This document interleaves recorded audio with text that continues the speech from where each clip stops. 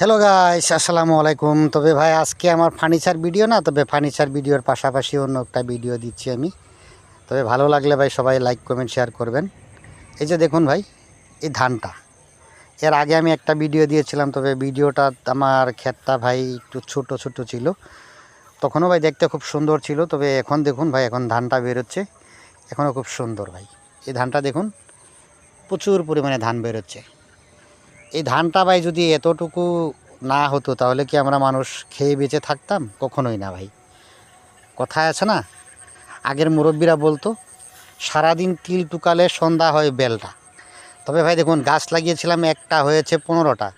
এই 15টার মধ্যে হয়েছে দেখুন ভাই ধান কি জানি 500টা। যদি না হতো তাহলে কি আমরা চলতে পারতাম? তাতে এটা দিয়েছে কে ভাই? উপরওয়ালা। উপরওয়ালা হোক ভগবান, সে হয় রাম কৃষ্ণ আল্লাহ, যেই না হোক, তবে আমরা জানি উপরওয়ালার প্রশংসা করি। ধন্যবাদ সবাইকে, আসসালামু আলাইকুম।